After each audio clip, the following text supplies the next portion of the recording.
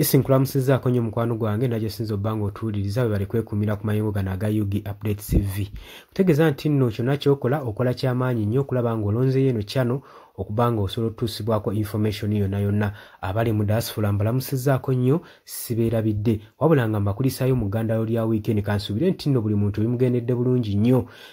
Bwire tubadde mu weekend abagenze ku makyaki mugenzeeyo naye naffe abasigadde tusaka information naffe tusigadde tugibasakira musobole okuba nga mutegeera ekigenda mu maaso mu ggwanga. Ojja kusharinga video munno ali busy abadde mu ggandalo lya weekend asobole okuba nga afuna information nayo gye tubadde tutaddeko. Toleka kumanya wekka leka ne banno bategeere basobole okumanya ekigenda mu maaso mu ggwanga sobole otambuza enjiri y'enkyukakyuka gwe mukwano gwange ali eyampuliriza. Ensonga ya Eddie Mutwe ekutte wansi ne waggulu okuva ye yakwatibwa. Eddie Mutwe okuva we yawambibwa ensonga ekutte wansi ne waggulu zirinnye enkandaggo oluvannyuma lw'obukiiko obumu okuva nga bulumiriza nti kirabika ekitongole eky'amakomera kye kigaanye okuba nga kidda Eddie Mutwe kubanga baalaba nga Eddie Mutwe mutwalibwa mu kasitodi za poliisi tewayinza kubeera ng'ali walala okuggyako mu kasitodi z'ekkomera. Wabula bino ebyogeddwa ekitongole eky'ekkomera kivuddeyo ne kyewozaako nga kiyita mwogezi waakyo spokesperson Frank Beni avuddeyo n'abyesambajja era mu kwogera kwe ayogeddewo ati wabula nga sinnaba wa ngeri ki gye yeewozezzaako tukimanyi bulungi nnyo Eddie Mutwe yakwatibwa naye ng'omuntu eyavaayo okumukwata ye y'omu ku bakulu oba officers mu UPDF abaavaayo ne beewaana ng'e baali bakoze ekikola kino. Frank Beni omwogezi wa nkomera agamba nti nno bo nga bo aba prisoners tebeenyigirangako mu kikolwa kya kuwamba Eddie Mutwe era nga bagamba abantu abawamba Eddie Mutwe mubamanyi bulungi era mumanyi fe omulimu gwaffe si gwa kutwala mu buvunaanyizibwa bwa kuwamba nakwata Eddie Mutwe. Fe omulimu gwaffe gwa kukuuma muntu abatuweereddwa wabula Eddie Mutwe okumuwamba n'okumubuzaawo yakwatibwa agency bitongole birala nnyo si kya makomera agambye muyinza okuba mwalimu ekitongole agency eya poliisi oba ey'amagye bye byokka ebisaanidde ebirina olukisa okukwata omuntu yenna naye agamba ffe ng'abamakomera tetulina lukisa lukwata muntu era muleke tusibako matu ga mbuzi tuliisango. Agamba nti Eddie Mutwe alina abaamukwata agency endala iffe obuvunaanyizibwa bwaffe kukuuma muntu oyo aba atuweereddwa era ng'agamba mmwe ababasibako amatu g'embuzi baliisengo nti Eddie Mutwe bali mu buvunaanyizibwa bwe.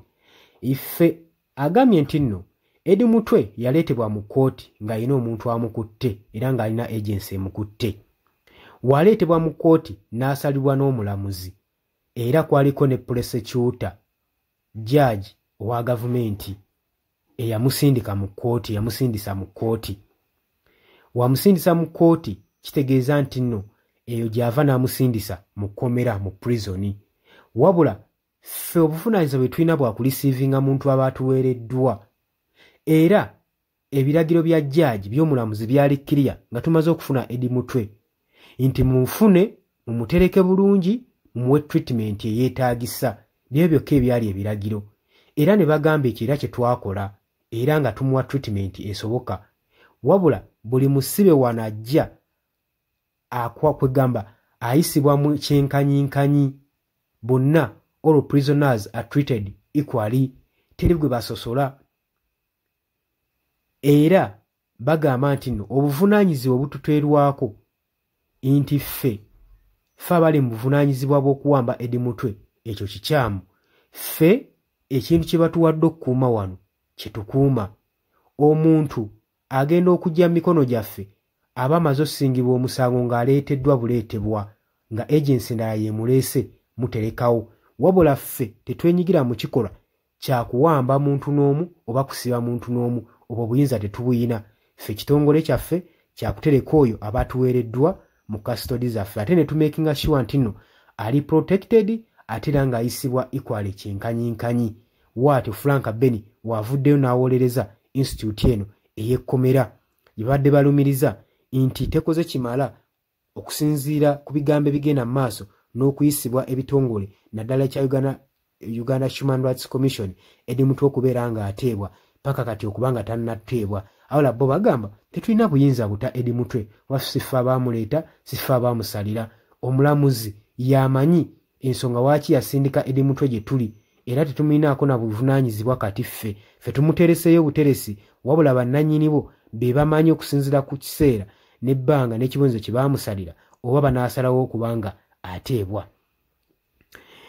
Oli ku Yugi Updates TV nyongera okujjukiza webale kwekumira ku mayengo gano wabula okuzzaayo emabega katono Eddie Mutwe mu kuwambibwa yayisibwa bubi nnyo era bagenza omugyayo ng'asigazaako kikuba mukono wabula nga n'embeera gy'alimu teyeeyagaza ng'asaliddwako enviiri ebirevu ssaako n'effeesi ng'ejjudde omusaayi nga n'okutambula awenyera bakwatirira mukwatire akabonero akaali kalaga nti ono embeera gye yalimu yali mbi era ng'ali yeetaaga medical treatment wabula ekitongole ekya Uganda Human Rights Commission Maria Muwangadya chairperson waakyo yawandiika ebbankaluwa ng'agiwandiikira ekitongole kino ekya UPDF eri Muhoozi Kainerugaba basobole okuba mu bunnambiro nga baliliizinga Eddie Mutwe nga bagamba ekikola kye baakola kiviolatinga human rights ate nga bba abavunaanyizibwa kukuuma eddembe ly'obuntu tebagenda kukkiriza kikolwa nga kino kubeerawo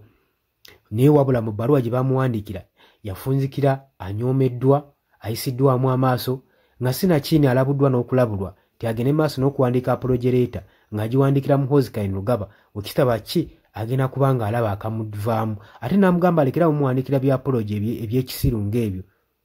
okitaba ki ajja kulaba akamuvaamu ebyo byonna mwabiraba era tuze tubibalaga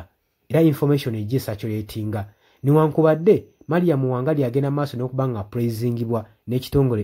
ekya European Union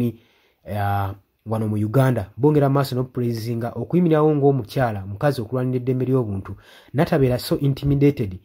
n'amagye ga UPDF newankubadde gavuddeyo ne gagamba nti ekitongole ekya Uganda Human Rights Commission tekirina budde tekirina buyinza bubuulirira UPDF era yo UPDF tebuulirirwa tesalibwawo bannabyabufuzi basalawo nga bo kitubuuza bo bano nga yo institute